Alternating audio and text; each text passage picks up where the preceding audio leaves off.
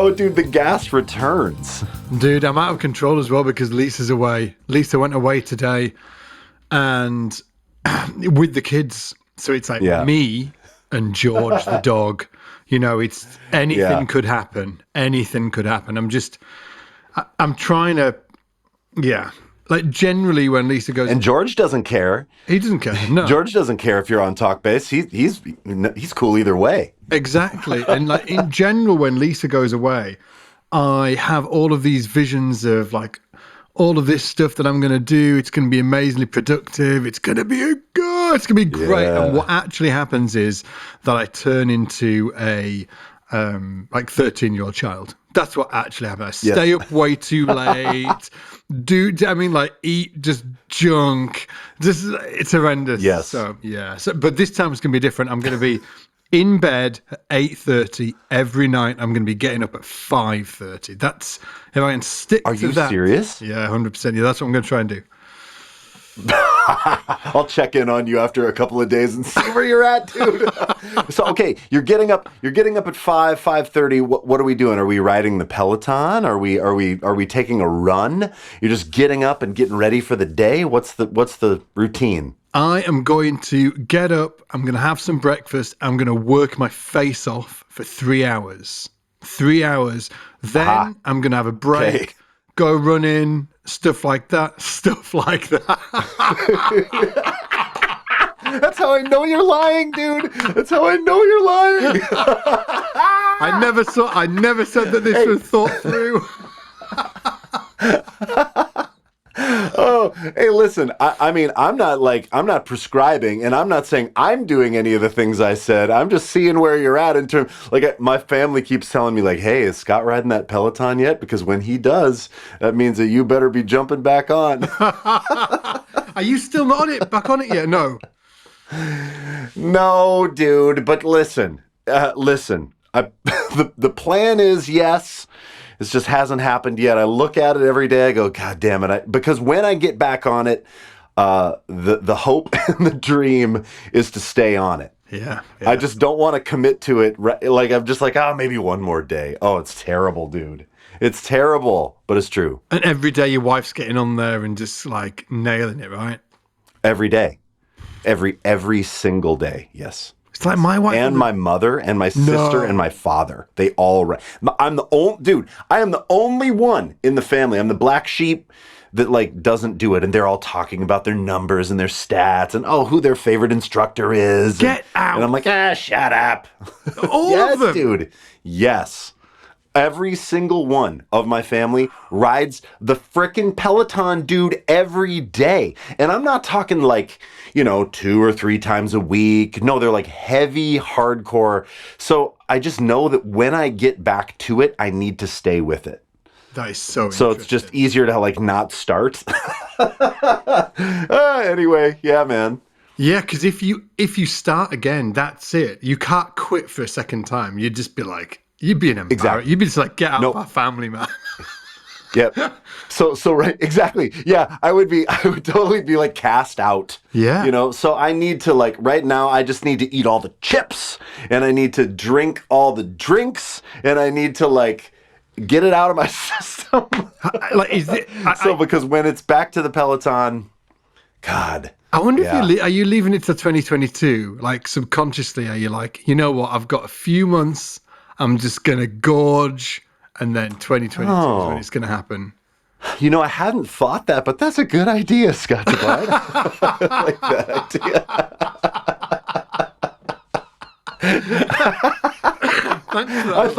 I thought, maybe by mid-October, but I'm like, 2022, yes. Yeah. That's what I'm going to tell the family. Guys, 2022 is going to be my year. 2022. Man, I would get one. Like, I definitely would get one. I was talking to Aaron about it. If anybody doesn't know Aaron's heads up part of the marketing team over at SBL. And we were speaking the other day. And I was like, dude, I was really into the Peloton idea. But apparently the delivery times were just awful. So, like, you'd book one or you'd like, buy one. And then it would take them, like, I don't know, 6 months or something. Like, now, maybe this isn't happening anymore. God. But that was definitely in the kind of... in the midst of the COVID shenanigan meltdown thing that was going on, that was actually happening. So yeah, I don't know. I'm definitely up for it. Come on, Peloton, get it together. Exactly. Get it together, Peloton. Come on. Yeah. Anyway, dude, tell me all about New York. You've been in New York, haven't you? Like, what have you been doing there? Yeah. You know, I think I did. I sent you a Loom the other day. I videoed you, didn't I? And I was like, I'm so jealous of you. Just like, what, you just chilling, kicking back in New York, wandering around with Jonathan Mann, talking about bass. Yeah. What was going down? Got some great bass hangs. I mean, honestly, so my mom booked a trip to see my sister and really wanted me to come along. This is a long time ago when we thought we wouldn't see her for a long time, right? And my mom was like, oh, I need to go see my daughter. Would you come with me to New York? I was like, yes.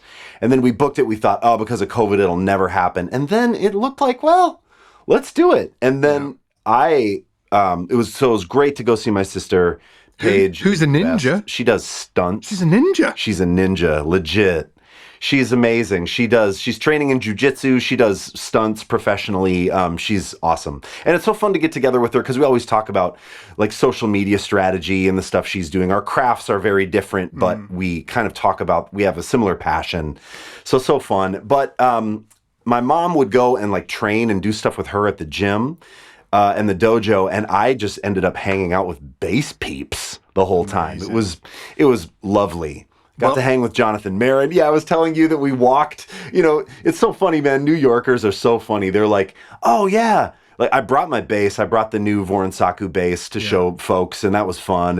And Jonathan was like, oh, you're schlepping the bass. Like, no worries. You know, we won't walk a lot. And then we walked miles. I mean, we probably put down, like easy 5-6 miles just walking and talking. And he's such a great guy. Saw Matt Brandau there. Got to hang out with Jonathan Davis, who, if anybody listening, if you don't know, or not Jonathan Davis, John Davis, Jonathan Marin. I'm thinking of Jonathan Marin, Groove Collective, one of Scott and my favorite bass players. Absolutely. I mean, it's just amazing. And then got to hang with John Davis, who plays in Nerve with Jojo Mayer. And honestly, man, John Davis was a big reason I started to do synth sounds on the electric bass. He was sort of the guy, for me anyway, that showed me, oh, this can be done. And it doesn't have to be the Tony Levin thing where you split the octave and the dry signal and it sort of sounds like an electric bass with a pedal. It's like fully in that zone. Yeah. He was big for me, and we got to hang. And I plugged into his pedal board, dude. It was like, it was incredible. I mean, it was just... He was like, yeah, come on to the studio and plug in. And I was like, oh, I tried to keep it cool. I was trying to be like, oh, yeah, right on. No big deal. I'm not freaking out, but I'm a fan, like I'm a legit fan. What's so it like? I was freaking out a little bit, but we had a great time. What's it like plugging into somebody else's pedal board? Like, because you've got your whole setup. So, is it like, yes. Is it like picking up somebody else's bass, or like, what's the deal? Yes. It's incredibly... It's so different. It's so funny because everybody thinks, there's sort of like a scarcity mindset, or there can be, around like, oh, if I get the same pedal, I will sound like, or, oh, I don't want to get the same pedal because I don't want to sound like. But dude, all like the components that make a synth sound, which is essentially like octave and fuzz and then maybe some kind of modulation. Yeah. The different choices of all that stuff, and then the different player approaches to those pedals, it just sounds so different. So plugging into his rig was just completely different. And so I find then that I'm not going to try to do similar things to what maybe I do, or try to play lines that, that I've played. I just try to like let the sound inspire me. And he pulled up this amazing, I put it on my Instagram, a post or two ago, but he pulled up this huge sound that just had endless like fuzz sustain. And I just got to hang on these notes and just hear how they just create this landscape. And then there was a pedal that would back off all the high end. I mean, it was, so that was cool. And I should say also, I got to hang with Jacob Umansky, who is just a freak. And he brought out his Dingwall 6. Oh, nice. And so there's a photo of us, like I gave him the Voronsaku 4. Like the two basses could not be more different. They were like just two different instruments. 7-inch scale. Just like worlds, and we were trading and playing. And I mean, he is a freak show of technique. And I mean, he just picked up my bass and was going I mean, so like, I didn't know they could do that, you know? So it was really a treat. And you need to know, Scott Devine, that just really high praise is spoken about you by all these guys all the time. There's always a moment. There was always a moment. I mean, truly, in every bass hang where like they're like, "How's the SBL thing going?" And I was asking Jacob too, and he was like, "Oh, I just love it. I'm really like super grateful to be there." And there's a lot of Scott love. So you just need to know that like, you know, partly me being able to go out there and meet all those guys and have those really good connections is a result of you, you know, it truly like a result of you being the sort of purveyor of the community.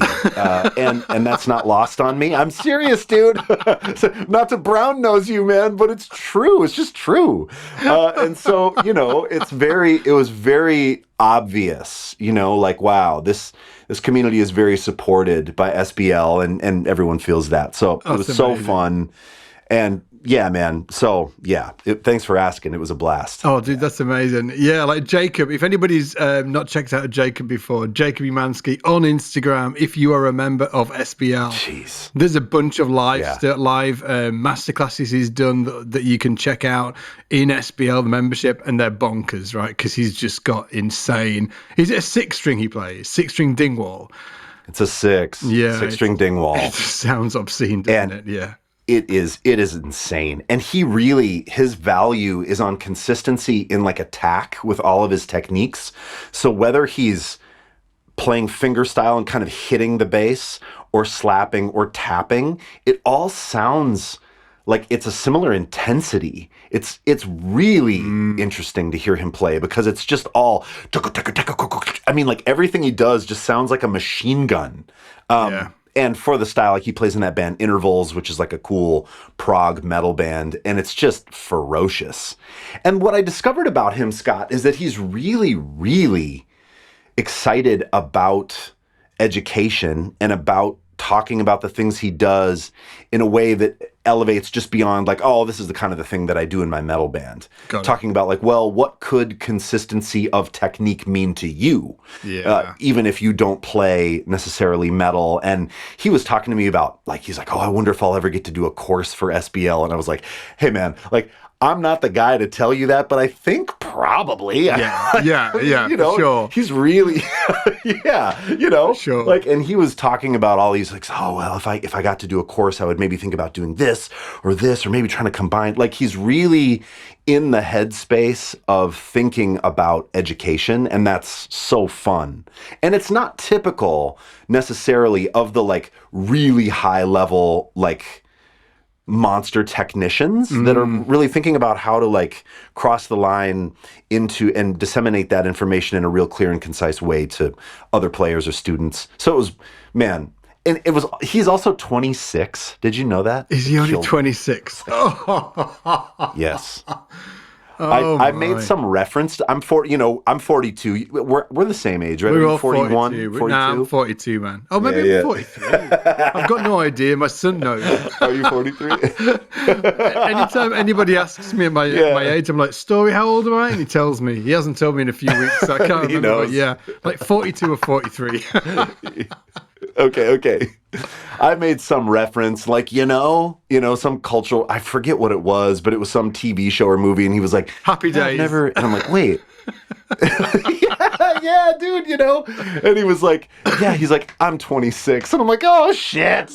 That's amazing. You know? So he's has just such a bright future, and it was so fun to just get to be in his orbit for a minute, you know? Really, really cool. Oh man, I wish I could have come out. So there was a bunch of places. So were you just kind of like bouncing? What were you doing? Like hanging out with one guy, then moving on to the next, and then moving on to the next? Like, yeah, just like base speed dating. Yeah, right? It's like speed dating. Yeah. Yeah, I was there for 3 days. I mean, a lot of time I was just hanging with my mom and my sis, and you know, she was really over COVID. She really connected into her community in Brooklyn. So she was like, "Hey, I really want to show you guys. I want to introduce you to my friends and coworkers and stuff in my little community." She was really excited to do that. So hung out with her and did that. But then, yeah, I would just hang out with people, scheduled like 2 hangs, and I couldn't get to everybody too. I really wanted to see Mitch, who is Mitch, the bass player, who's at the guitar shop. Yeah, and I wanted to see Steve Burke. There were a few people that I couldn't line up with, but man, it was a really, really good time. So yeah, I would just hang out, and then someone would be like, "Oh, come on down to the studio," and I would jump on a train and head on down and hang, and we'd just do food and drink coffee and chill, and nice. It was amazing. Was there anything that you came away thinking about, like hanging out with all those bass players? Was there anything like common thread or like anything that you think might be interesting for people to hear about? That's a great question. I mean, I came away really excited about diving into new pedal sounds because of the hang with John Davis. Yeah. And Marin too, and I have been just chatting about, he's really excited about trying to find some new sounds. And I just got offered to play a show with this artist in Minneapolis named Dessa. She's a part of this hip hop collective called Doomtree, which is really popular here, and I love them. They're sort of like a grime, almost sounds like UK grime production, but in hip hop. And then Dessa is like female MC singer that's a part of that crew, but she does her own thing, and the beats and the sounds are just amazing. So that's coming up for me at the end of December. Get to play First Ave with Dessa. I'm so excited about it, and it's all sound based. So okay, check this out, man. Somebody told me the other day that maybe it was you, but I'm terrible about doing this thing where, like, if someone tells me something, I forget who told me the thing. Dude. Me too. And then I'll tell the person that told me, and they're like, "Dude, come on, I told you that." So if you told me this, I'm sorry, but I want to see how this lands with you. Someone told me, I've been thinking about this a lot. Someone told me that success is having something to look forward to. You ever heard that before? It wasn't me. Oh. Okay, well, good. And I've been thinking about it a lot.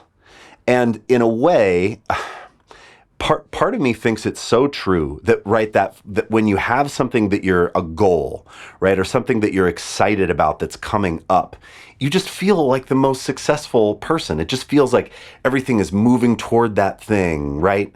Like I would feel that way on tour sometimes when, the show is coming every night. I'm looking forward to it. It feels successful, even if the tour isn't massive right?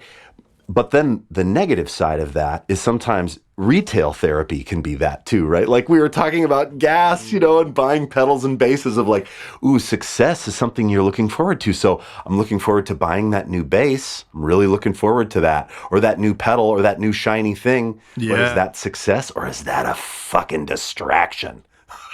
That's so interesting. Yeah. That is such an interesting comment, isn't it? I think it's definitely an element of it, isn't it? Do you want me to share something pretty dark and weird? Please. Oh, please. It is. It would be my honor. Yes. What were we talking about? We were talking about something weird. I do apologize for just being a bit of a weirdo. We were talking about something the other day, weren't we? And what were we talking about? And I was like, I don't think I've been. What was the question was? Motivation? It was that was it, motivation. And I said, I'm not sure I've been ever motivated to do anything. And then we went on this whole life. Kind of in my life. And obviously, it's probably a stretch, and I've probably been motivated, but we talked about how motivation is maybe like a secondary cause of something. So in terms of looking forward to something, this is weird, man. Like to even say this out loud. I'm gonna say it, and then I'll probably think about it. And maybe it's not 100% true. I don't look forward to that much stuff. I'm really, like I don't. I know that sounds really weird and dark. Let me unpack it. I'm just so curious. I'm so curious. And by no means do I mean I'm not having a great time. I'm having a great time. Right. But all the time. All the time, but I don't particularly look forward to any. Like I'm thinking right now, am I looking forward to anything? I'm not really looking forward to anything. I don't think like.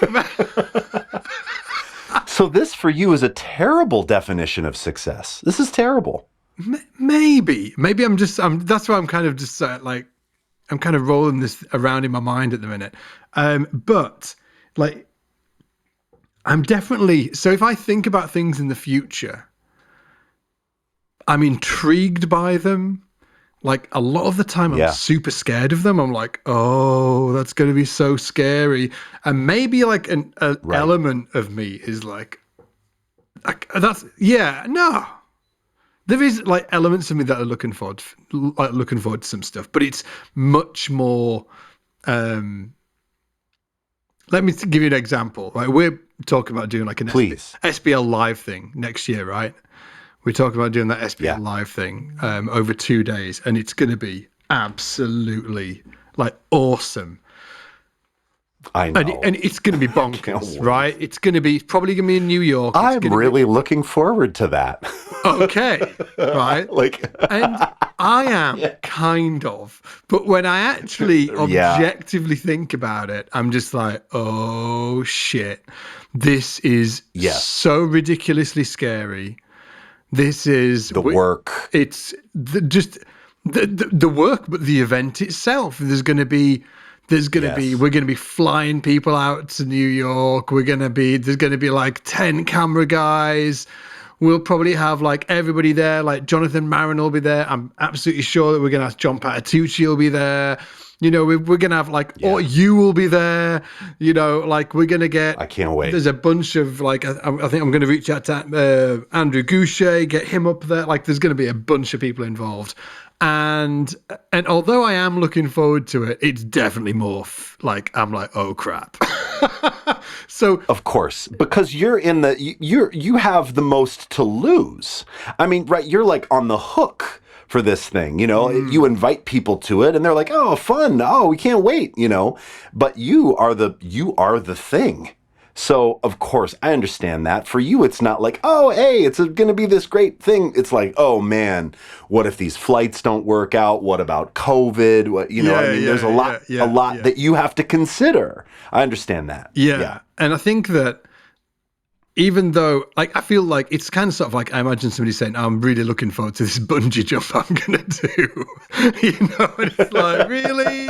Like, I imagine it's like a little bit like that, you know, I am looking forward to it, but it's definitely more I'm like, I need to do it. Like, we need to do it. Of course we need to do it. We're going to do it because we need to do it for the community. We need to do it for SBL. We need to do it because why wouldn't we do it? It is such an opportunity wasted if we don't grab that and create an amazing live event and stuff like that. So we have to do it. And I'm looking forward to actually creating it. I'm looking forward, kind of looking forward to creating it. But it's sort of like, do you know what? Maybe I'm just a bit weird and I'm driven by different emotions. I think that's maybe what I'm coming to after these conversations with you. Not about everything, but there's definitely certain things that I have like a bit of a weird kind of slant on. It's not weird. It's not weird at all. It's just you're in a different spot. I mean, you have different priorities. You have a different structure. I mean, you know, the thing that I wonder though, okay, what if we do this? I mean, so if we're talking success, looking forward to something and you're going, oh man, but you know, I'm not really looking forward. It's this process of getting there. And I mean, I'm having a good time doing it, but what about this? What if we even bring it smaller? Do you ever look forward to the romp through the woods or drinking a coffee or like something as small as like wine on the weekend? Like, is that something that you find? No, yeah. Okay, right? Okay, yeah. Like hanging with my wife on the weekend. I mean, yeah, for sure. Like I have the kids over the weekend pretty much on my own because sort of like Lisa homeschools during the week. It's like full on. So I really look forward to hanging with the kids over the weekend and just doing bonkers stuff. Like this weekend just went, you know, took the kids pumpkin, looking for pumpkins and stuff. Yeah, yes. It was amazing. Got into trouble in terms of like the amount of pumpkins we got. Got 7 pumpkins, couldn't fit them in the car. Had the dog. My mum was there. We were all like just rolling around laughing. It was just like, and then I had to like take them over and explain to Lisa why I had like 7 ginormous pumpkins. Took Story to an escape room, so we did like an escape room thing on Saturday. Oh, fun. I do look forward to that stuff. I mean, that to me, that's success in a sense, right? Like, you have right now like a successful family life. Like you're balancing this thing. I mean, I don't know, work-life balance. I mean, that's maybe a whole nother topic. But you're like structuring your life that you're working really hard to build this thing, but then you're an engaged father. I mean, that's not easy to do. And that absolutely feels like a successful thing. And especially if you're not dreading the time with your kids. I mean, how sad would that be, right? Yeah. But instead, coordinating that, coordinating that time to the apple orchard or the pumpkin patch, like, dude, that shit's super important.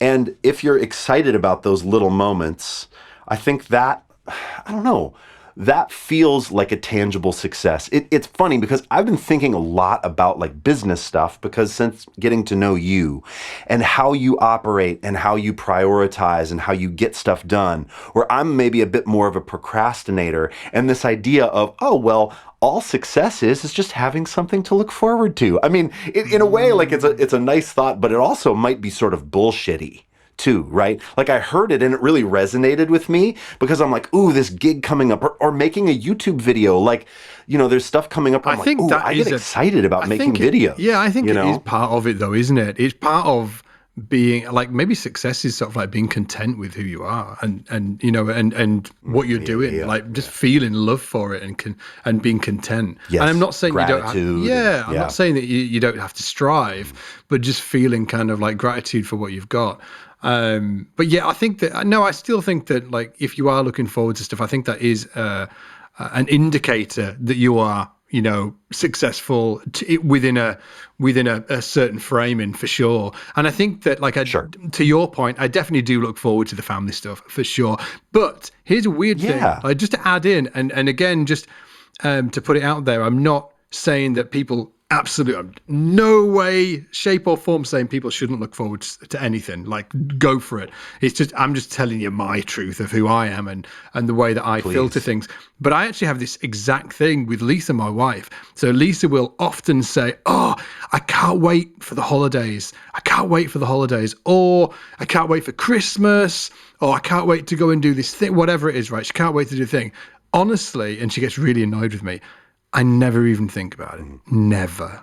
I was like, she's like, what do you think about this thing? Like, we're going to do in 2 weeks. I was like, I haven't thought about it. And she's like, what do you mean you haven't thought about it? It's going to be amazing. I was like, yeah, it's going to be great. I'm just sort of like it's like I never think about what's coming ever. Like, it's just. Because you're in this moment. I'm too much in the moment to even think about what's like happening in 2 weeks' time. So that's, I think it's maybe born out of that I'm so focused on this thing and the problem, or the thing that I'm doing, or the gig that I'm doing, or the thing that I'm doing with my kids, or whatever it is. I'm so focused on that I never really think about the thing that's like 2 weeks away or 4 weeks away. And this is honestly just a way of me justifying why I'm like this. Maybe I'm completely out of whack. Maybe I'm totally wrong. But that is, I'm definitely putting it out there that I never really think about like 2 or 4 weeks or 4 months in the future, really, ever. This is awesome. It's weird, right? So we could have a binary. There could be like a thing of like, success is having something to look forward to, or this other side is that success is just being in the moment. Success is being content in the moment. Success is gratitude for the present moment that you're in. I mean, boy, see, dude, you know what? This podcast is like therapy for me. Hey, I was going to say the same thing for me. I was going to like therapist Allison. No, man. I mean, really, that's such good perspective, because like, I mean, you're really, sweet to sort of like play the self-deprecating, I don't know if I'm just weird, but I think that thought around not thinking about, I can't wait for the holidays. I mean, I don't know about for you, but actually for me, holidays are really stressful. It's like the combining of family stuff and there's all this expectation, and it's sad. I don't know. I don't know that it's sad, but I sort of end up kind of dreading certain things about the holidays. I do too. Like, how are these people going to get, dude. Like, how are these people going to get along? I think it's socially, right, like a thing around, the holidays are coming. Isn't it wonderful? But I'm like, get me back to work. Damn right, man. Lisa's like, who's coming round at Christmas? Yeah, I'm like, I don't give two monkeys, man. I just don't care.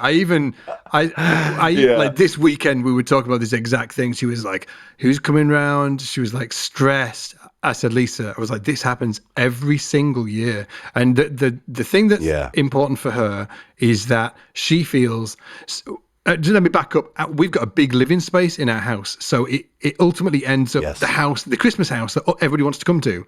In terms of our family, it's the only house that's big enough to get everybody in. It's not like a huge house or anything, but we've got a big living space. And Lisa feels the pull between wanting to be the host and give everybody the ability to get together and hang out in one place, the pull between that and then not being there for the kids. Because when she's the host, she can't be the awesome mum, because you can't be two things. Of course. Right? Exactly. And she feels the pain of that. Yep. So for her, she's, Christmas is coming up. She's like, let's talk about Christmas. I'm like, oh, please no.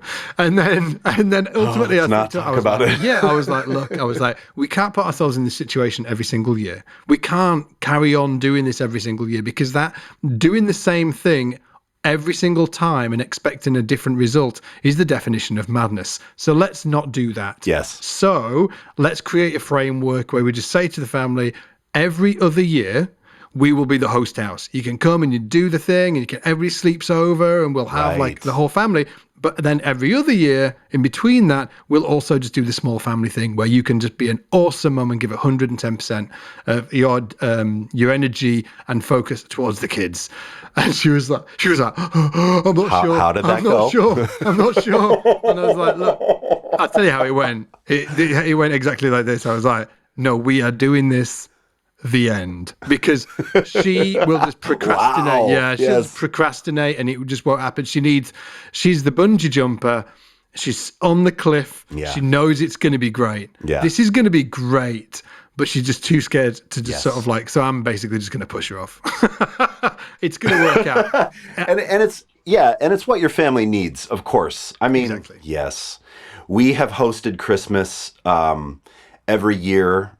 With the exception of last year because of COVID, and there was one year that we went like on a sort of like a big family vacation, but we've hosted Christmas at our house for, more than a decade. And so I feel the pain. There are aspects of it that are really lovely. I love seeing everybody, but creates a stress on your immediate family that is palpable. Yeah, well, Lisa's just cooking all day. Do you know what I mean? Like when you got 12 people around the house, she's just constantly cooking. She's like, what kids? Yeah. So we'll figure it out. On the value thing, and sorry, not on the value thing, on the success thing. I know it's not directly relatable, but somebody told me something. I actually heard somebody say it once. They didn't tell it to me directly, but it has always stuck with me. I think I've mentioned it before on the podcast, or to you at least.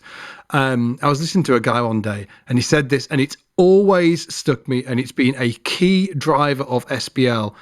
These little kind of nuggets that you just throwaway things that people say, and just like, that's so important. This guy said, the amount of success in your life is directly attributable to the amount of value you provide others. I was like, oh. So the amount of success that you have is directly attributable to the amount of value you produce for others. And in his example, he was talking about a bit in a business environment, but I think it's actually can be taken broader than this. He was saying, in terms of business, the amount of success that business will have will be directly attributable to the amount of value that business creates in the marketplace for free value without an ask, massive value without an ask to the marketplace. And I was like, oh, okay. I just like listened to that. I heard that him say that. I was like, oh, we need to go and create massive value in the marketplace, in our marketplace, obviously the base niche. Right. We need to create massive value in the base niche for everybody without an ask, just create awesomeness. And that was sort of like a key part of SBL being born. And yeah, I think that the same is true with anything though, in terms of if you are, a freelance musician or whatever you do, if you are providing massive value within a community, let's say, for instance, because you could provide massive value in different ways, but if you were providing massive value to a music community, you will then reap the rewards through the value you provide. Absolutely. Yes. I mean, and I see that about SBL. I mean, the amount of free content. And then what hopefully happens, right, is that people go, man, this is amazing. I'd like to be more a part of this thing, or I want to support this thing. And the value then could potentially lead to money, right? But I have thought about things for me in this space that way, about like, hey, what can I do for you, instead of, or what question can I answer for you, versus, hey, buy this thing or pay attention to this thing. Trying to do that. I mean, I think where sometimes for me what happens is, like, I want to bring that into my relationships. I have an easier time.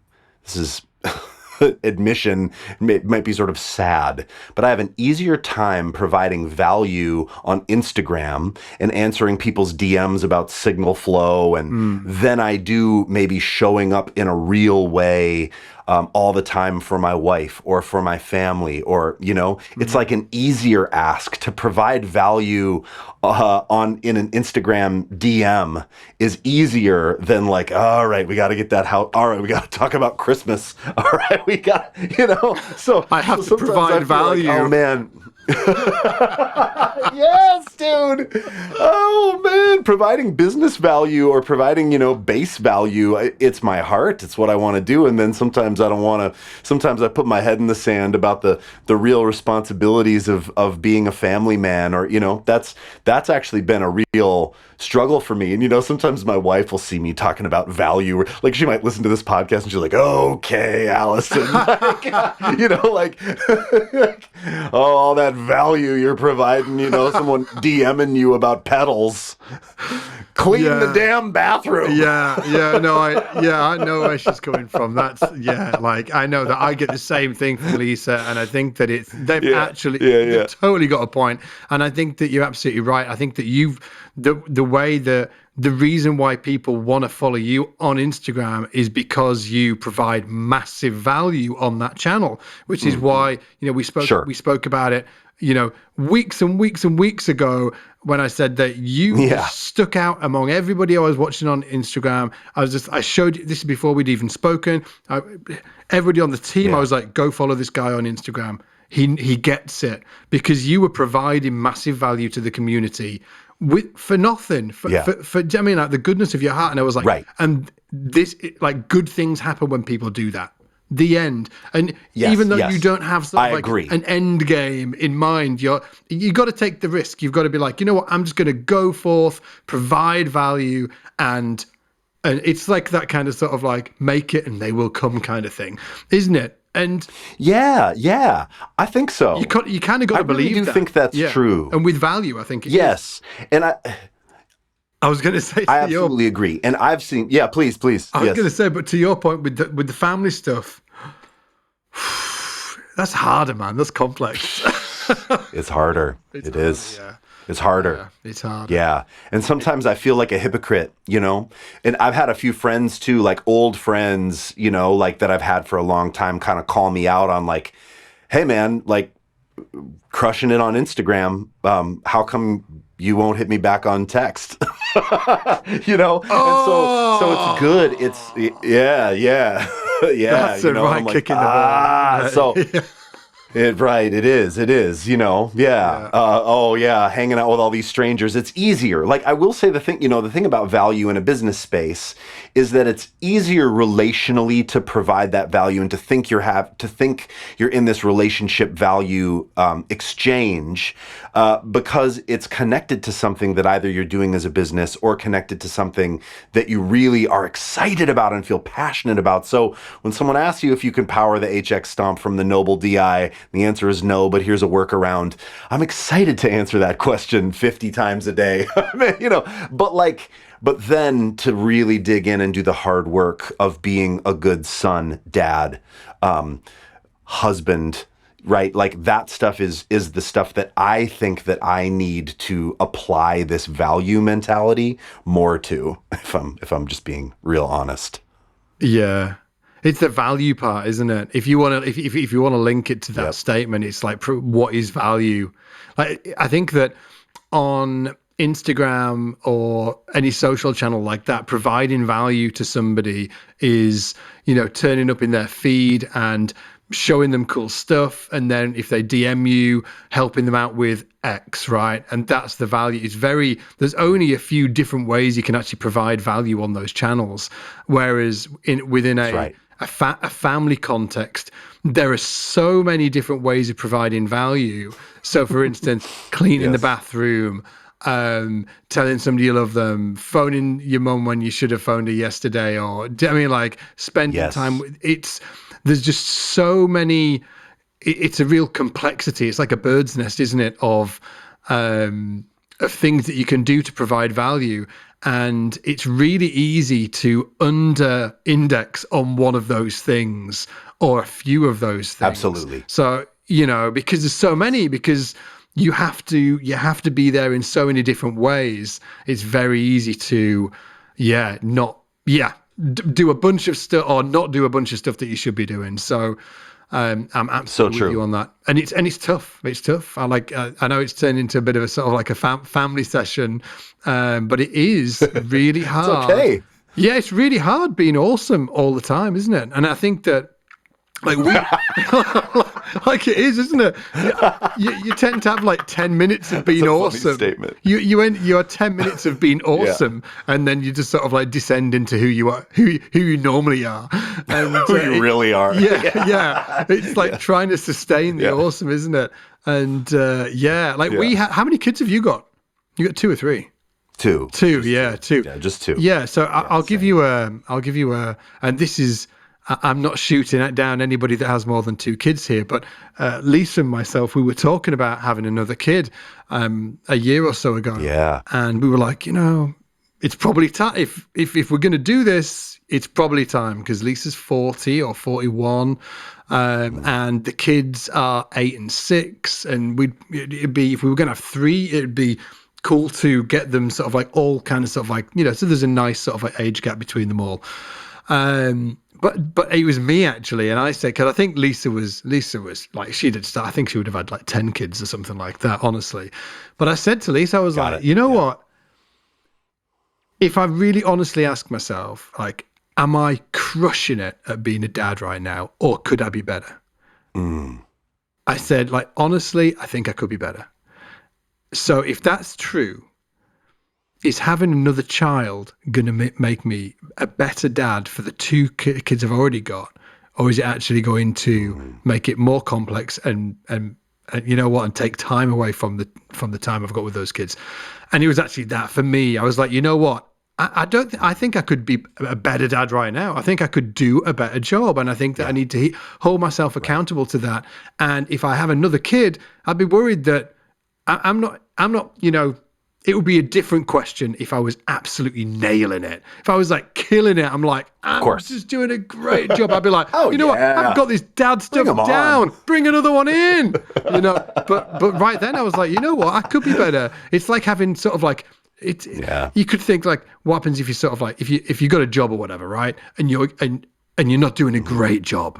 You're doing an okay job, but you think you could do like better, right? And your boss walks up and he's like, hey dude, I've got like 30% more work that I want to put on your desk. Is that cool? Right? in that moment, if you say Yeah. yes, okay, is that work that you are not doing a great job at suddenly going to get done or get better? No. Is it better. is it going to get worse? Probably. Now, I know that it's more complex with families, and I'm not saying that I've got anything against anybody that has 3 kids, 5 kids, or 10 kids. I wish that I could have 10 kids and I could do a great job. But just the way that I kind of sort of like think about things pragmatically, I just thought, you know what? I need to focus on being a better dad for these guys instead of just adding a new one in the mix and hoping that I'm just going to magically become a better dad. Anyway, just thought I'd share. And I mean, there's a thing too around, it's wonderful. There's a thing around having a third too. So our kids are really similar in age. Yours are 8 and 6, right? Yeah. So my kids are 10 and 6. So we're very similar in that similar like age range. And there's this thing about having another that sort of feels like, if one or both of the parents sort of thinks like, I just want that little baby. It's sweet. It's also like very need-based. Like an infant is just need-based. And it's, if you can figure out how to satisfy the needs of feeding, sleeping, changing the diaper, then it's like, hey, it's successful, right? It's like coming back to this thing about success. So in a sense, I feel like as the kids' needs get more complicated around school, around friendship, around, they want phones, right? Like that, and they're about to become teenagers. Like I have a 10-year-old girl, and she is so awesome, but her needs are more complex now than when she was little. And so thinking about that thing of like, just having another little one where the needs are more simple feels almost to me like a distraction from confronting the real stuff about having like a preteen daughter. Yeah. And I think that I've talked about that with Emily too, where like, there's this idea of, the new one. And then your focus goes to there, right? And now everybo's focused on the new cute shiny penny. It's like, it's almost like the new gear. The new base. It's like the ones you have. And everyone's paying attention to the new thing, the new baby. The oldest one will sort it out. And I really do feel, that confronting the hard stuff about your kids getting older and maybe not necessarily wanting to just bring that new energy and that new human into the mix is actually really a noble thing. To not just say, wow, we're so excited about the new baby, right? But to hey, let's talk about how to talk to our daughter about, mean YouTube comments. Like that's harder, dude. Absolutely. That's harder than feeding a baby. Where have you struggled in terms of being a dad? Like in terms of being a dad and a musician? Like where have you struggled there? And this is great. I actually just got a DM about this. Someone listening to the pod and wondering if we would do actually an episode about parenting and about, can you do both? Yeah. Can you be a musician and a family man? Or a member of or have kids, right? Okay, all right. I'm gonna be real honest because I have a thing that I say to people I don't know too well, but I have a different thing that I'll say to you, Scott Devine, and everybody listening. I struggle with my passion becoming addiction. So I love what I do so much that I find that I want to do it all the time. And by that, I mean the culture of being a musician, the bass guitar. I want to practice. I want to make videos. I want to hang with you. I want to go on tour. I want to do that session. I want to learn that Motown tune. I want to be in that thing so much. And the positive side of that is, hey, that's wonderful. Hey, man, I'm in the shed. Hey, I'm doing this thing. I'm part of this community. I'm answering those DMs. I'm posting on Instagram, and I love it. I love it. And it's a passion. The negative side of that for me is it starts to become an obsession. And if I'm not careful, it starts to eclipse everything. Yeah. It's sometimes all I want to think about. It's all I want to do. And then, oh, wait, I'm a father. And it's not that I don't love my family. Oh my God. I mean, I love my family to death.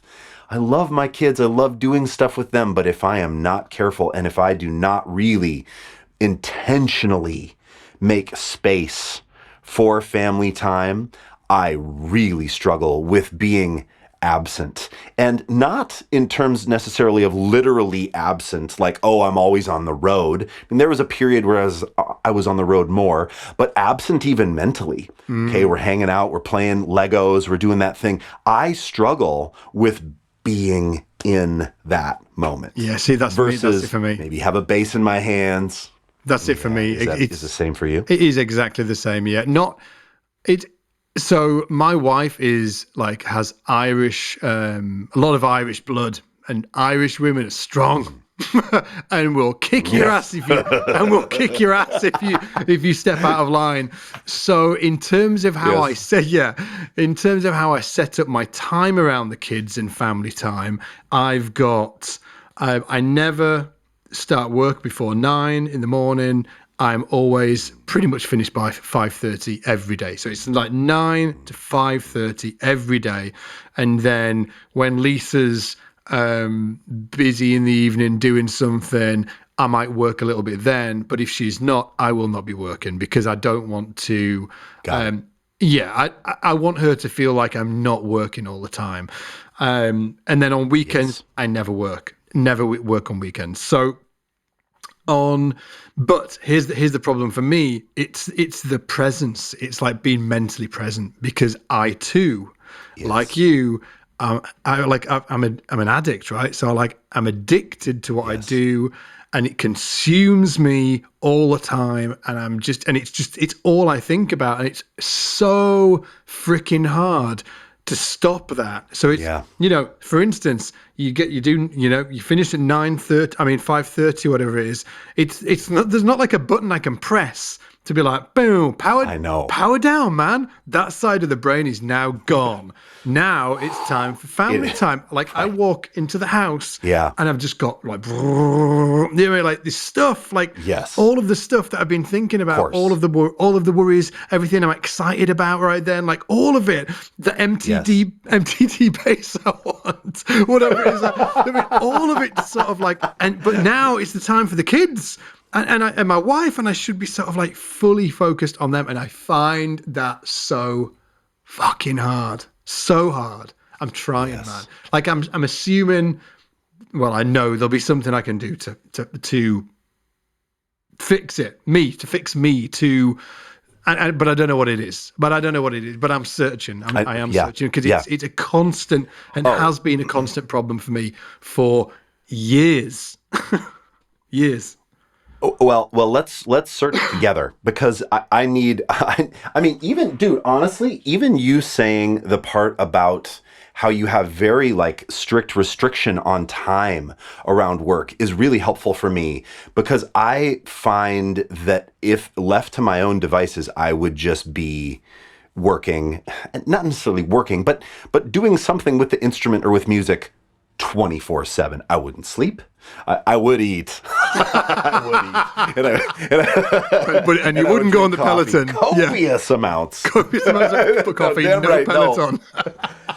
Oh God! But I mean, it would be a free for all, and that's. I know that it's not healthy. I'm self-aware enough to know that a balanced life is really, really important and good and healthy, but it is a struggle. But so even for you to say, right now, on the weekend, sometimes I'll have gigs and sometimes I'll need to record some video stuff or some stuff the house wasn't quiet or set up to do it. And so on the weekends, I'm like, oh, Emily, I just need to, I need to get this YouTube video done, or I need, and I'm certainly not throwing SBL under the bus. It's me. It's how I prioritize things, and she'll be like, oh, okay, well, I'll take the kids. And so there'll be a day where she'll take the kids and go do something and I'm working. And then sometimes maybe that's the entire weekend because there's gigs and there's a session and there's, and I mean, that's not the way. It's not sustainable for her, for the kids, for me. And then when I really knew that it was terrible is when my kids, I'll be ready to go out with them on the weekend and my son Dash will be like, you're coming? like, he's like, whoa, Dad, you're coming? And I'll be like, yeah, you know, is that cool? And thankfully still he's like, oh yeah, that's great, Dad. You know, but like, man, that was a bit of a like, oh Jesus, you know, I need to look at this. I need to look at how I manage my time. I think time management for me is a big thing, because I'm kind of, you know, inspiration guy where I'm going to wait for something to get like, I love making YouTube videos like at midnight. Like starting them at midnight. And then like done at 3 and uploading the files and still sipping on coffee. I mean, that's insane. It's not healthy. It's not sustainable. But it is my it's my proclivity, you know? So it's really helpful to hear you talk about that time thing. Because for me that is something that I need to work towards. Yeah. It helps me, but it doesn't fix me. Oh, it doesn't fix the situation. Yeah. Like it's still, it's the being present thing. I'm wondering, like, there should be ways around this. I'm sure there is. There's probably a therapist listening to this podcast, or maybe there is, and they're just thinking, it's this framework, this framework of thinking is going to help you so much if you just, I'm so sorry if anybody's listening to this and you know the answer. Maybe you should like write in and they're say, just dying. Dudes, this is the answer. This is so simple. It's so simple. Just do this, that, and the other, and you'll be fixed. But it's, yeah. And I think that... Go on. Don't call Scott and tell him, because he's not going to answer. Oh yeah, but you could maybe email. You could maybe email Scott, and he, you know, if you have the answer, you could DM me on Instagram. I promise I'll get back to you, because I'm still in that zone. But if you have the answer and you're listening, please tell us. We're desperate for your knowledge. Yeah. But saying that, on top of all of this, right, on top of everything that we've just said, and just saying that we struggle with it and all that, I still think that I just want to say to you were saying earlier, can you be a musician and have kids and have a family? Absolutely, you can. Yes. You know, absolutely, you can. You can. And I think there is a great side to it as well, because you have a super interesting job and you can talk to your kids about it and you can show them all the musical instruments. That's true. And you can like listen to great music and help them fall in love with music, and that. And I'm really excited about that. I'm really looking forward to that. I knew I was looking forward to something. hey, bringing it back. Yeah, I love seeing when you do the piano stuff with your kids. I love seeing that stuff on Instagram when you post that stuff. It makes me feel like, I need to.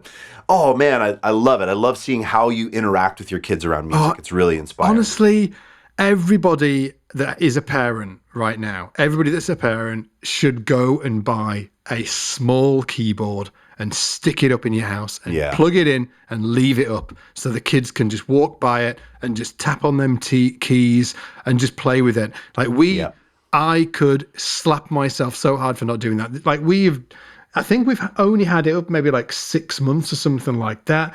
And the kids have been like, they've been playing a bit of bass or a bit of guitar and like making noises and stuff like that. But the keyboard is so easy from a physical standpoint. They don't need to hold anything. They can reach the keys. There's some cool sounds. You can put the cool sounds on and you can sort of like make the synth sounds, and you can and you can leave it up and it's just right. And you can turn the volume down too, if you need to. And yes, right. Of course. You know, like if they're sort of like, you're trying, whatever, you know. But we just did that, and it's become like a central part of our living area, like this keyboard, and the kids will watch. Like for instance, I mentioned it earlier, we've been watching Star Wars. Dude, they've been like sitting down and learning the melodies to all the Star Wars stuff. They've been like story. Oh, that is killing me. I love it. The story worked out the Imperial March, and then he's teaching it to Winter, and they're teaching it to, and it's just so good.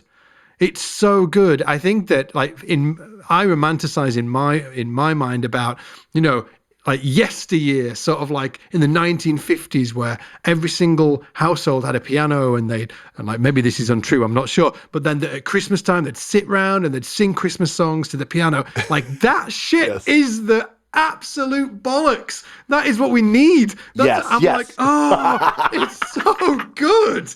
Like, so if you are a parent, right, just go and buy a little piano.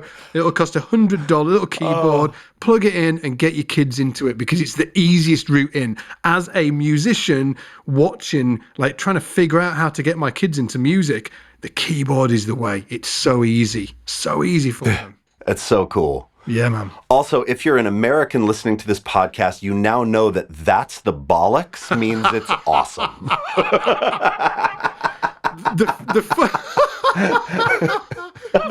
The full saying is "that's the dog's bollocks." If you wanted the full.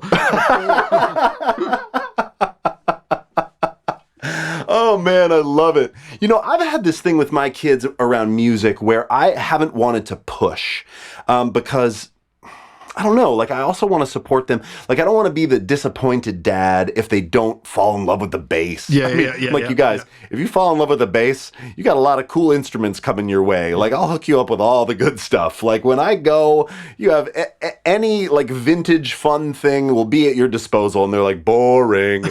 So I haven't really pushed hard, but my daughter just got excited about the cello. Oh, okay. And then she's like, Dad, she chose the cello because her school was like, oh, you need to choose an instrument. She was like, and I was like, oh, drums. You should do drums. And she's like, I think I'm going to do cello.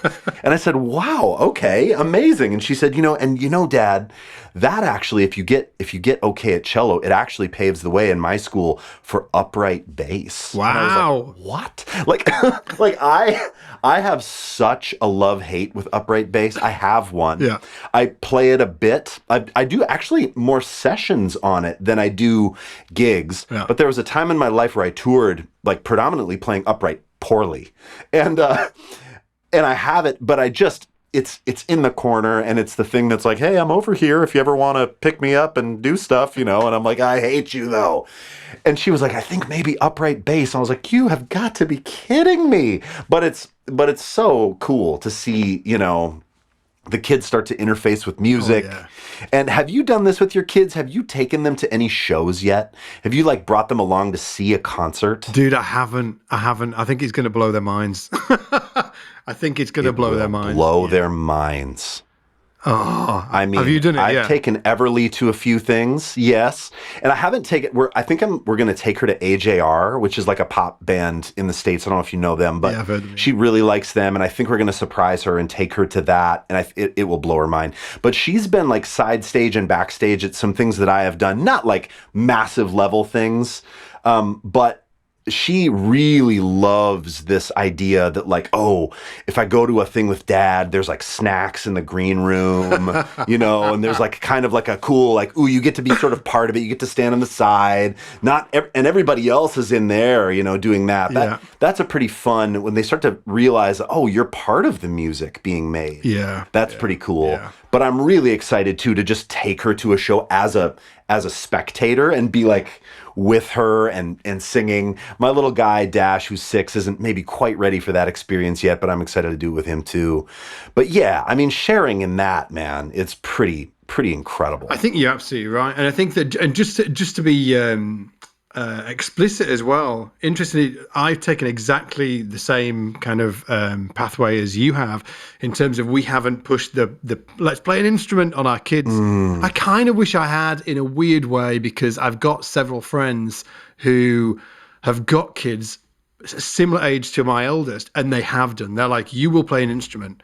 Yeah. And their kids are badass. Several of them, right? The kids are just great. Right. I mean, they're on whatever instrument, they're really great. And we never did that. I was a little sensitive to it because my dad was a golf fanatic when I was a kid.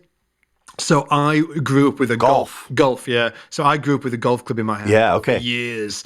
And hated it. But he was just like, I got nailed on this stuff. So I was kind of a little sensitive to the whole music thing. I was like, I'm not going to tell him to play anything, but we always have instruments in the house. I leave them around the house, always in the hope that I'm going to play bass. They'll see me playing bass.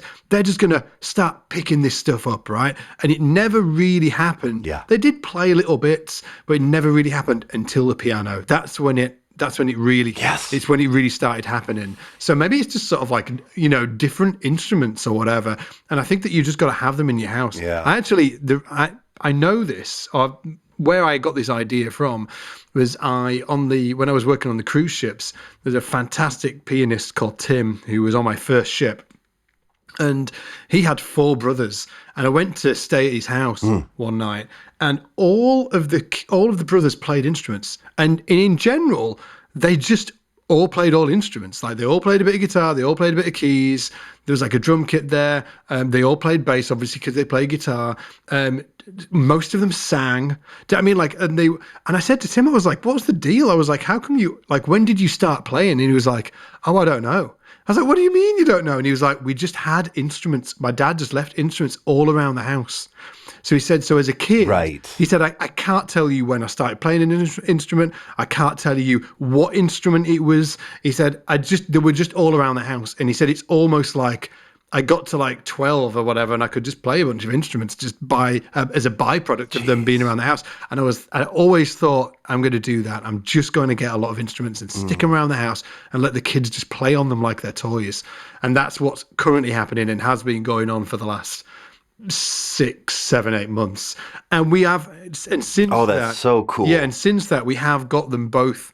They've been having some piano lessons via Zoom, which has been really great. They're actually really enjoying sort of like learning the process of reading music, actually, and just learning the ins and outs of that. I would say my eldest enjoys that more, while my youngest enjoys kind of figuring stuff out by ear. She's like, "Oh, I'm trying to figure out that melody," and she's 6. You know, it's great. Like, and I have got like a fundamental, so good. I've got a fundamental belief, man, that I think that everybody should really play a musical instrument. Because I think that most people want to. I think that most people want to probably play a musical instrument. I think that NAMM, I saw a survey that they did a few years ago. A friend of mine, Christopher, was showing me this survey that NAMM did a few years back. They surveyed like hundreds of thousands of people in America. And their survey came back that 40% of people actually play a musical instrument.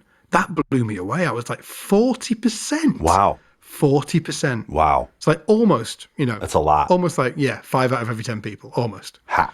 Yeah. Yeah. So it's... Yeah, right. It's like It's almost half. Yeah, it's almost... it's almost 4 out of every 10.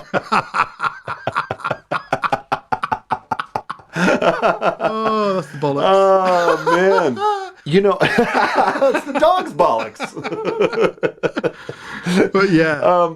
So I need to do this with the piano. So what I have done is I have taken my crazy obsession for the bass and I've packed it all into this little room. I mean, my little spare bedroom, and all the basses are in here. The basses never live out there. I need to get a bass out there. And pop, and they have their basses, but they're also like, I'm like, my daughter's like, "Oh, which one is mine?" And I'm like, "Well, yours is the 66 Mustang, honey." And then she's like, "Oh, can I take it around?" And I'm like, "Oh, like, no, like, let's just leave it here. Let's." And I need to not be so damn precious about it. Dude, you need to get some instruments in the house. Yeah. Yeah. And, I always wanted to be a drummer. And so I bought a drum kit. I have a dear friend that makes these beautiful drums in Minneapolis, and bought this drum kit, set the whole thing up thinking that it was just going to be this gift to these children. They were going to be so excited to have a drum kit in the house. And they could not have cared less. Yeah. That's not true. Like Dash would get on it a little bit, but they just were like, "Oh, dude." And he said, "Oh, where'd the drum set go?" Yeah. I did the same thing. Yeah, same thing. Just like, really? Same thing. With drums? Yeah. Drums, they don't care. I'm like, this is the coolest instrument in the world. They don't care. It's just like, are you serious? Yeah, right. Oh man. So it needs to be a keyboard. Try it. Because it's accessible. You can just walk up to it. It can be kind of quiet. Yeah. Because, dude, that's the thing, too, is we realized, we got this drum kit. And then my son would sit behind it and we'd be like, "Please stop playing the drums." Like, oh, my God. It's so loud. So, all right. I'm gonna do it. I'm gonna ask you which model it is after we're off the pod. Maybe yeah, you can. I can't remember. It's just like it's got a few piano sounds on it. It's got some like synth sounds on it. It's cool. Roland. I think it's a Roland Go. Is it called a Roland Go? Let me have a look. Roland. Oh, you're gonna sell a bunch of these. Go, yeah, Roland Go piano. We got bass moms and dads listening. It's the black one. There's a black and a black one and a red one. I got the black one because the red one apparently has got sort of, I think it's got more synthy sounds, and I just had these kind of like nightmares about sort of like, can you remember the demo button on on keyboards? I was just like, just them like, it's terrible. Yeah, and the black one had less kind of sort of like synthy sounds, even though it's got some. Yeah. So yeah, Roland Go, it's like £240, so maybe like $300 or something like that. It is such a great thing. It's such a great thing. I think. I love it. Let's get all the kids playing, man. Like, and this is to all of the parents. Okay. Not just me and you. Like all of the parents. Let's get all the kids playing. Yeah, everybody. And damn, like, have you seen some of these kids these days? They're so good. Oh yeah. What? Frightening. Aaron, the bassist. Yes. That little dude. Oh, unreal, dude. Unreal. Every time I see him, I'm like, dang, I need to take a lesson. His feel's ridiculous. His feel, and Ellen, there's this. Need to take a Zoom lesson. There's this young girl called Ellen. Yes. She's badass. Oh, so good. Killing. So good. Oh, I know. Yeah. Oh. I gotta ask you. I want to ask you about a parenting thing, because a question that I get sometimes is like, hey, it's from people that don't already have kids, and they're wondering how it's going to change their trajectory, right? No fucking clue. And so I strap in. But okay, so we start this thing by saying how addicted to this thing we are, and oh my God, we're just trying to be present for our children, and it's probably people are going, oh dear God, and then we're saying, well, no, it's great, get them a keyboard, it's great. But I wonder, I would love from your perspective, I had an interaction with somebody that I'd love to share about, but I want to know too, like from your perspective, before you had Story, and if anyone listening is like Story Scott's son, and he was your first. Yep. I'm right about that, right? Yep. I got that order correct? Yep. And then Winter was second. So before you had Story, what were you terrified about? And what about your terror came true, and what was overblown, and then what were you surprised by after you had this new child into like reintegration into music? That's what I wanted. I mean, I know that's a lot. That was a lot. I think I've forgotten all of them. But sorry. What are you? Let's start with this. Do the what first were you one. scared of? Yeah, do the first one. Yeah. So here's what's interesting. Do you know what I was talking about before? I was saying I don't really look forward in time that much, and I'm kind of just all about now. I didn't really think about the Story arriving so much. It was kind of like I knew he was learning about you. Yeah. Like I knew he was coming, and they kind of like and that was it. I was like, I knew he was coming, and we kept on saying to ourselves, we should probably we should go and learn some kind of stuff about babies, really. And Lisa was like, we should, shouldn't we? And then a few more weeks would go by, and then he'd be like, oh, we should do it. We should decorate a nursery, right? So we got the nursery done, but it didn't have any we didn't have any furniture in it, right? So I didn't really worry about it so much. I wasn't really scared of anything. And side note, I always thought I was going to be a cool dad. I always, for whatever reason, I'm kind of sort of like I'm a hugger, right? I'm sort of I'm like a super friendly, optimistic dude, and I like hugs. Like I'm ready for the dad stuff, right? So I always and maybe that's why I wasn't scared about it so much, but. And I just didn't know what the heck I was getting myself into. That was also a thing. So 2 really fun things to share. Number 1 is in my old house 2 houses ago, I was standing in the kitchen, and George over there, who's in the corner, he's 11 now. He was George. He was 3 years old at the time, and he was a real terror of a puppy. If anybody's ever had a dog, they're not all, they don't come baked the same, right? He came baked as a little devil. And he really was a pain in the ass when he was a puppy. And we had a legit conversation in the kitchen, Lisa and I was like, do you think having a kid's as hard as having a puppy? And we had a legit conversation about this man. Little did it was lunacy. I was like, it can't be that much harder, right? It can't be like, because he was really hard. What a dingbat. Yeah. Anyway, so obviously, okay. Obviously, it's a little more complex bringing up a human. Anyway, so we had that conversation. Yes. And then the second thing is, my wife and I were lying in bed, and I can't remember why we were sleeping in the nursery for whatever reason. I've got no idea. But, and it's half built. There's no cupboard. There's no drawers. There's no cot in there. There's no cot, right? Right. And yeah. I don't know. What do you guys call them? Cots, like where the babies sleep, right? And we would call it a crib. Oh, crib. But yes, okay. I've not built a cot. Yeah. A cot would.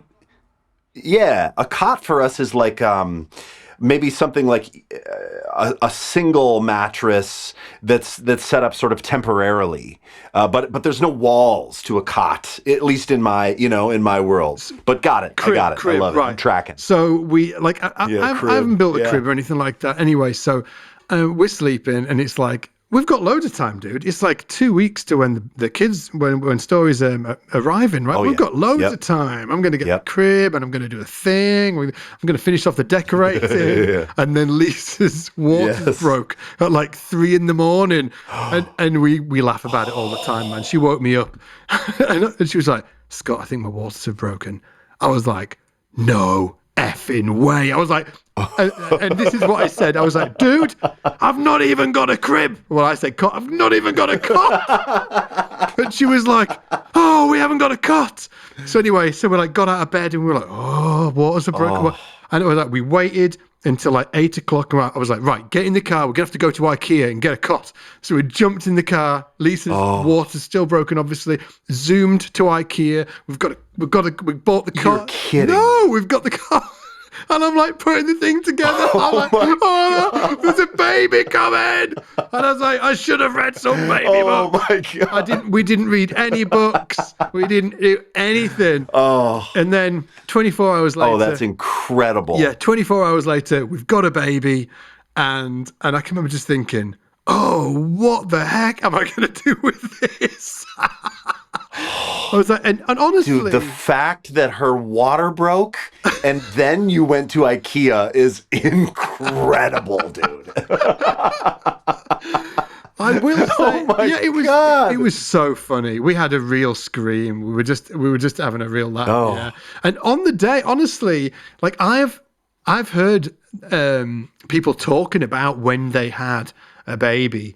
And, and I've listened to people on podcasts, and I've watched people on podcasts, and they talk about when they had, their baby for the first time, and they looked and they just knew. They were just like, it was just this amazing experience and moment. And they were just like, there was nothing in the world that was more important.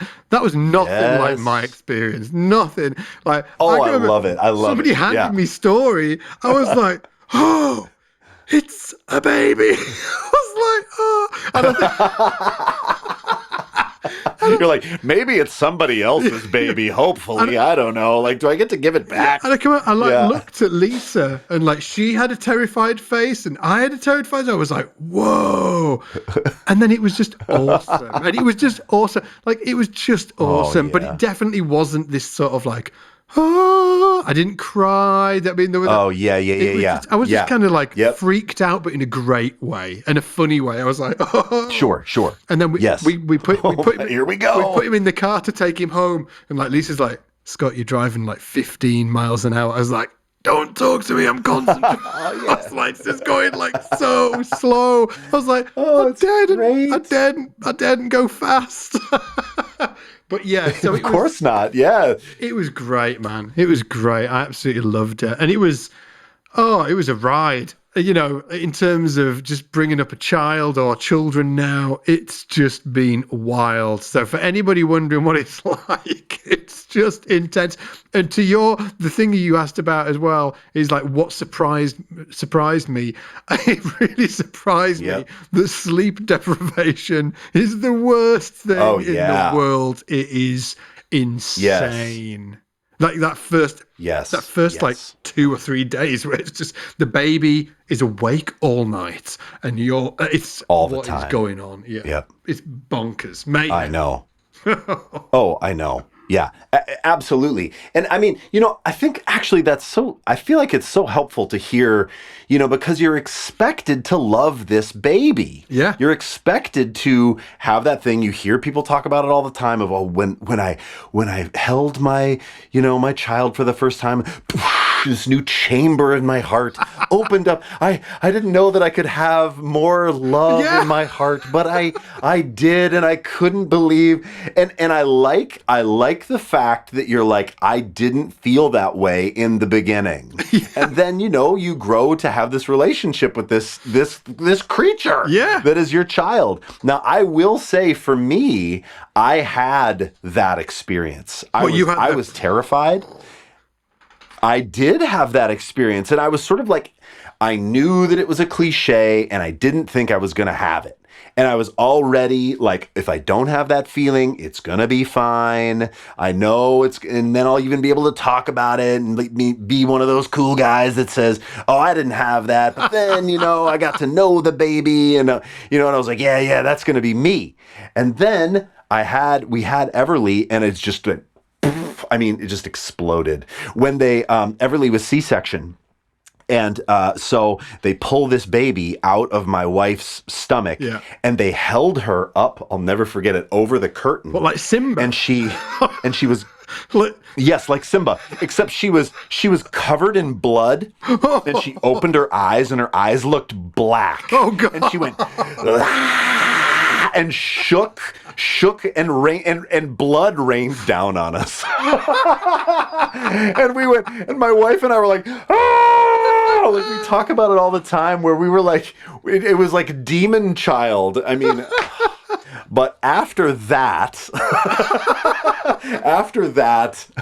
I fell in love with this child really quick. But I wanted to tell anybody that's like, oh, listening to the bass dads talk about, the birthing experience and all that. I had a really interesting conversation with Justin Meldal Johnson, and I maybe referenced this a little bit in a previous episode, but JMJ used to lead a forum on Talkbass. I know you know this, Scott, called Ask a Pro. Yeah. Remember that? And I asked him, because we were about to have this baby, and my terror, and it's so interesting. I just assume that everyone is like me, which is probably part of my a bit of my narcissism or something. But I just assume, oh, Scott, like me, you were terrified, and you were like, nah, man, it just happened.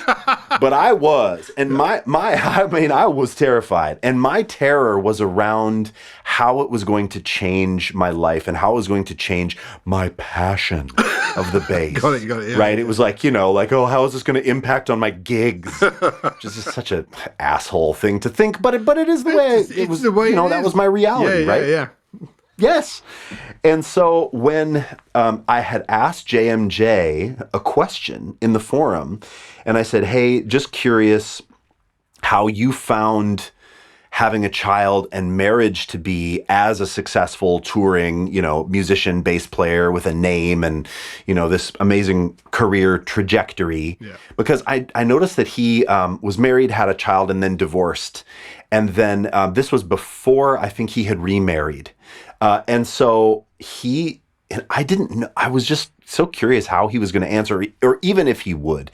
And he so graciously answered, and it was amazing. He did not sugarcoat it. He did not demonize his ex.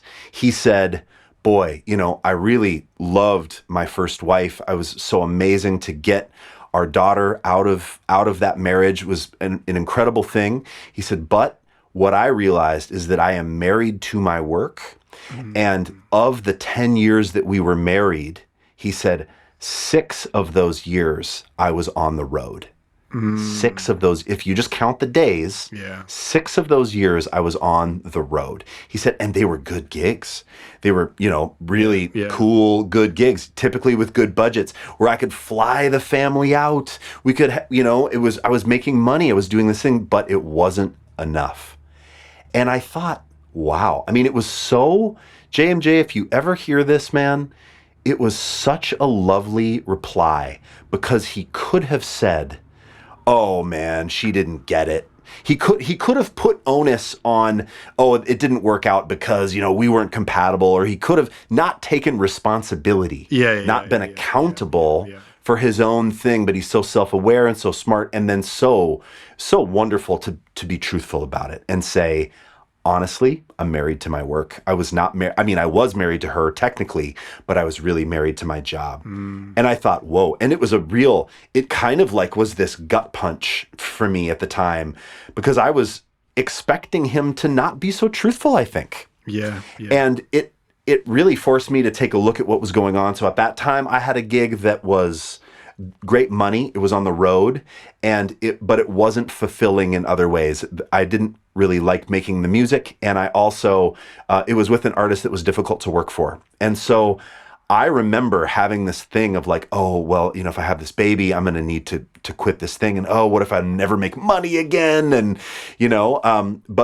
and that thing with JMJ, I mean, I think I could have said to my wife, I need to keep touring. We'll get a nanny, and then, later we did end up doing those types of things. But in the very beginning, I really wanted to be present. I wanted to be around for when my daughter was an infant, and so I ended up quitting that gig.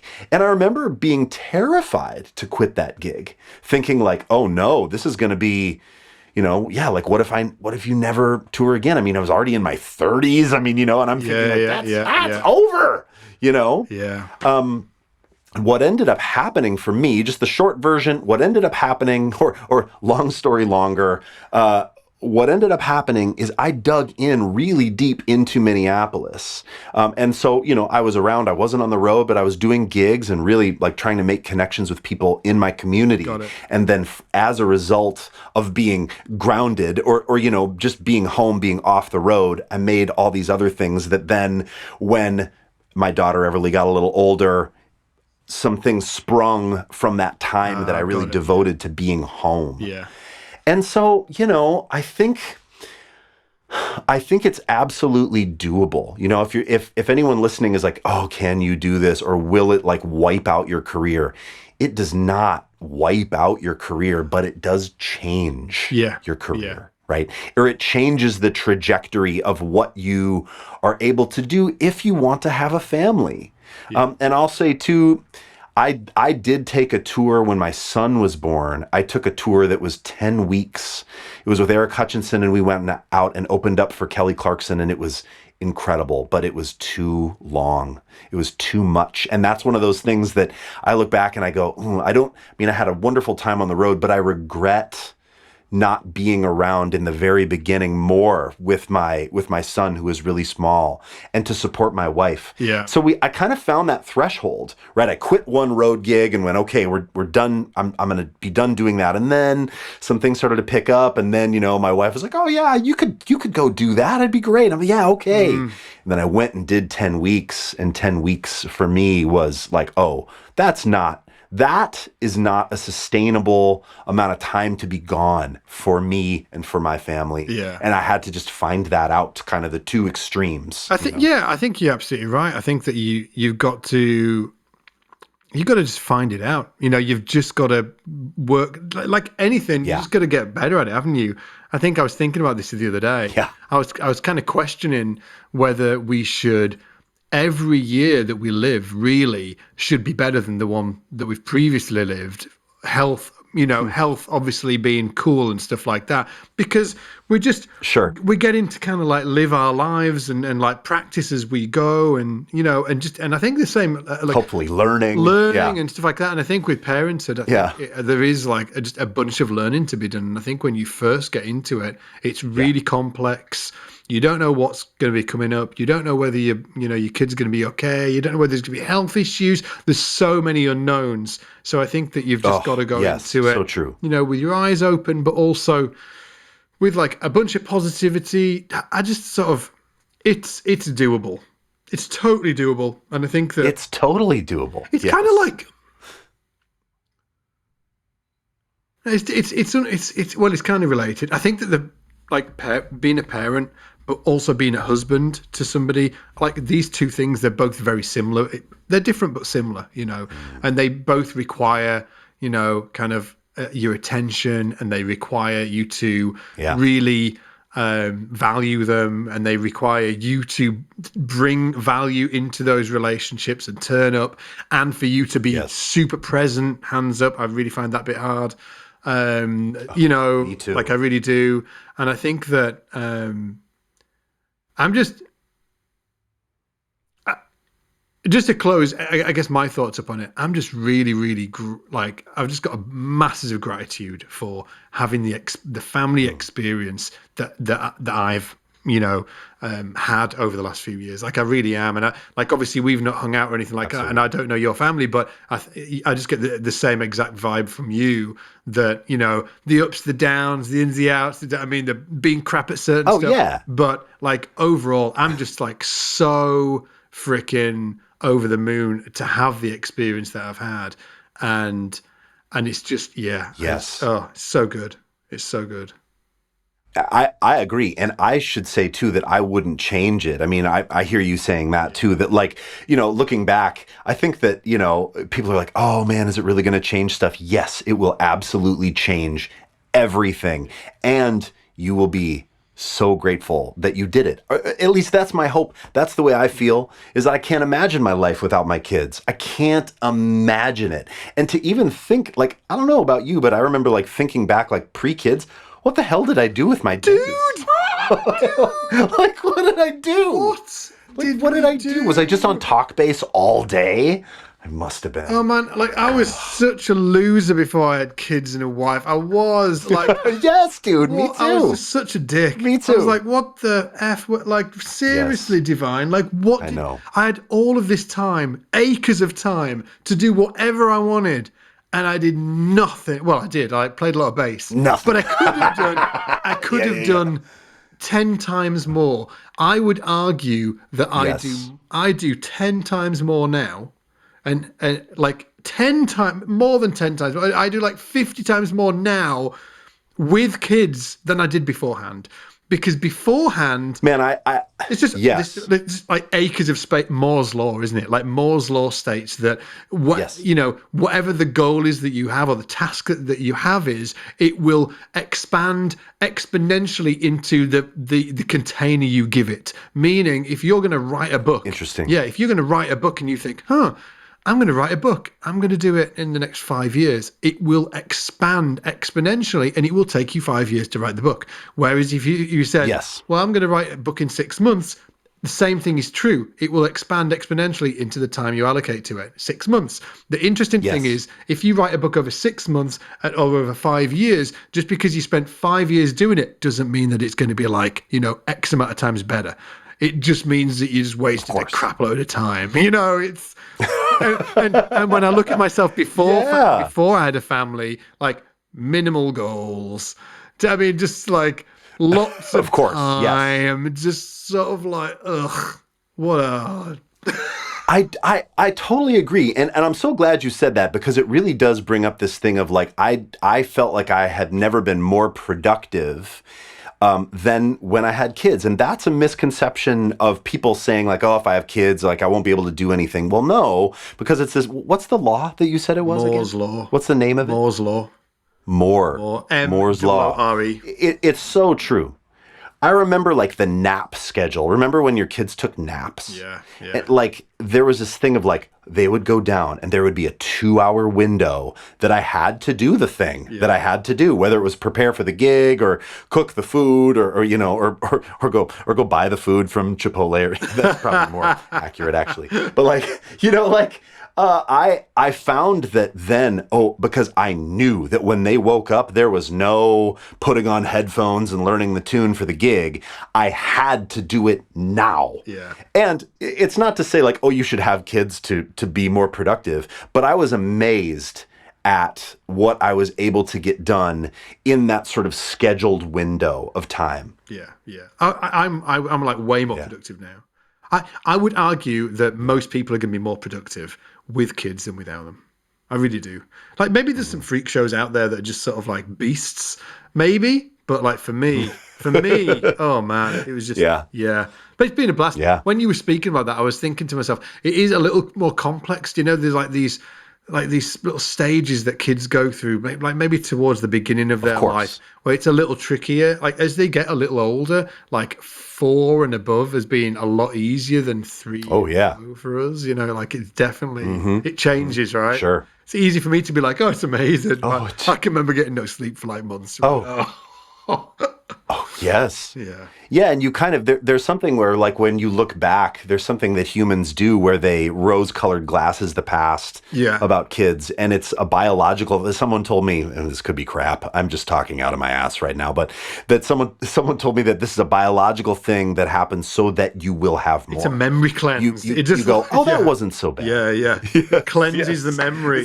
That's what keeps it's what keeps the human race alive. Yeah, that is this ability to go, oh, that wasn't so bad. Lisa's got that. She has like, she's like, she's like, it's amazing. I'm like, dude, we didn't sleep for 3 weeks. You know, it was mayhem. She's, really? Yes. I'm like, really? And you hated everybody. And at the top of that hate list was me. You hated me more than anybody. She's like, really? I can't remember that hate list. Oh, sweetheart, never. Yeah, it was like insane. Oh yeah. So good. It's great. Before we wrap up, man, I've just got to. Do you know when you were talking about the about you getting like super emotional after the Devil Child moment, after the Devil Child, you know, like then you got emotional. I did get weirdly emotional. Yes. Like there was like this moment in time that I really didn't expect to get emotional was when we went for the first scan. When we went for the first scan. Oh, dude. I was like so emotional and I didn't expect it. I'm like walking in there, like Lisa's there with the belly and she's got the thing on and the tummy, and they're looking at the screen. We're all looking at the screen. And internally I was like, here comes the boo-boos. And like, I can remember the nurse and like Lisa looking round to look at me. I'm like screaming, like crying. I was like, oh, that's awesome. It was amazing, actually. It was amazing. Oh, dude. But so that was that time for me. I was just like bawling my eyes out. And actually, if anybody's like, a few of my friends listen to the podcast and they will remember my wedding as well. When I got married. Yeah. Don't even, the waterworks. Mate, I don't even want to say this. It's so embarrassing. It was so funny and embarrassing at the same time. And so obviously you work on the speech, right? You got to get the speech right and thanking everybody. Yeah, you got to have it. Yeah. So got married. It was fine. Okay, I felt a little tearful in the ceremony. Little tearful. It was fine. And just to put it out there, guys, like I never really cry ever. I mean, like I think the last time I cried, other than these last 2 times, was maybe when I was like, I don't know, like 13 or something. So, amazing. So we do the ceremony, and like then we go to the party afterwards. And oh man, I wish you'd been at my wedding. You'd have had we had such a great time. Me man. too. It would have been so likewise. great. Oh, it would have been so great. So likewise. It would have been so great. So we're there afterwards. we're having the meal and stuff, and everybody's there, and I'm looking around, and I'd never seen all my friends all in one spot. There was like friends there, and my family was there. That's it. Oh, dude, you know where I'm going with this, and like people I'd not seen in like years, and they'd all turned up, all for us, for like my wife and I, and that was so. And then I finished my dinner, and I stood up with this freaking speech, man. I got 10 seconds into it. I can remember just like looking around the room and had this just one of the mightiest waves of emotion I've ever had in my life. And I couldn't speak. I was like trying to read this speech. Yeah. And the tears are like pouring onto the page, and the ink's running down the page. And my friend Keith, he's like, he's heckling me. He's like, I've got this fantastic friend called Keith. He's like the scariest looking guy you've ever seen. Yeah. He's got no hair, skinhead, massive ginger beard, tattoos down his neck. Yeah. He's just the most gorgeous guy. Yeah. And he's hilarious. And he just sees me just like breaking down, and he's like, woo! He's like, oh, it was so funny and like so embarrassing. Great. Anyway, I didn't get through the speech. I just couldn't speak. But anyway, I just had to wrap it up in like 10 seconds. Oh. I tried to get through it, but it was so emotional. But so just like, thanks. Like, thanks for being here. It was so cool. Man, yes. That's the thing that I remember feeling, and I remember, whenever I'm talking to people, if they're like, oh yeah, we're planning a wedding or something, I'm like, I remember the wedding planning and all the events, all the things up to the wedding were incredibly stressful. God. And I mean, I remember even Emily and I admitting to one another, like, we just can't wait for this to be over. Yeah. Like, we had to admit that. Like, we can't wait for it to be over. We're not looking forward to it. We just can't wait to be married and get on with it. Yeah. And then in that space, that group of people will never be assembled again. It's a once in a lifetime It is, isn't it? It's bizarre, isn't it? And and that's the thing I tell people too, who are like, oh yeah, we're getting married. I'm like, hey, don't miss this thing. And it's probably so cliche. Everybody thinks this, but I didn't think it before I was in the midst of it. Like, don't miss that thing that all these people are together for you. It will never happen again. If you get married again, if there's a funeral, if there's a birthday party, an anniversary, it doesn't matter. Maybe some of those people, but not all those people, man. All those people together in a room for you. Geez, man, it's incredible. It is, isn't it? Yeah. I got goosebumps when you were telling me, man. I was like, I remember that feeling. I remember feeling incredible gratitude about it. Oh, just amazing. Nothing like amazing. Yeah. Dude, let's wrap it up. So I love that you cried for that. Oh, cried, man. Cried. I love that you cried for that. Understatement. I was just like...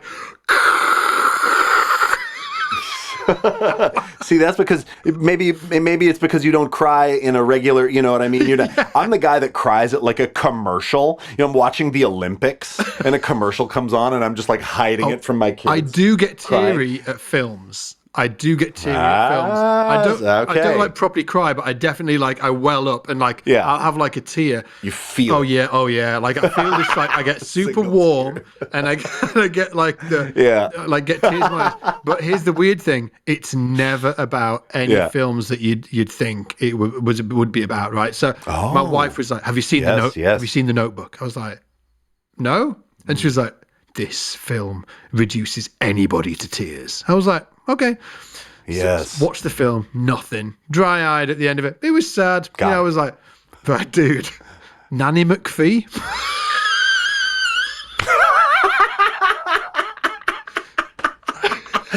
Caught you. Just like caught you. Massive big tears. Like, I was like that. Nanny McPhee. Oh, here's another one. Great. Richie Rich with Macaulay Culkin. Oh, sure. I know that. It's so weird. I'm like, what the heck is going on? So it's unexplainable. I'm not really sure. Anyway. Dude, let's wrap it. It's that comedy. It's the comedy that lets you in. And you're like, and then you're all vulnerable and you're open. You're wide open. The comedy gets you in the door. And then they hit you with that sentimentality. It's massive, really joyous occasions where there's sort of it's been funny and there's been and then there's this big kind of I guess sort of like a moment at the end of the film, everybody's Yes. sort of like joyful. Yes. It's that kills me. I'm like, oh, it's so good, so good. I love it. Anyway, dudes, it's been a family one. It's been a family one. We actually, just talking transparently, Been a family we were one. going to talk about pedalboards today. It's even we were going to. I'm just going to have a look on here. It says in our notes. What does it say? It says the title's going to be. Oh yeah. Where is it? I did put it. Oh yeah. Do you have to build a pedal? Do you have to build a pedal board? Right. Yeah. We didn't really get onto pedal boards on this one, but we will for the next one. Hey, it's all about pedal boards. We sure will. Yeah, it's all about pedal boards. And dude, I just want to it is. acknowledge you as well for being awesome and just being super open about this stuff as well. Because I know that, I don't know, do you know what I mean? Like, well, you know, I'm super open about everything. But it's also great to find another human that's really, really super open about sharing and stuff like that. I think it's really, really great. Well, likewise, Scott Devine. It is always a pleasure. Dudes, if you haven't reviewed, go do it on the podcast and stuff. Spotify, iTunes, all the places. And we will see you next week. Take it easy. Bye. Cheers, everybody.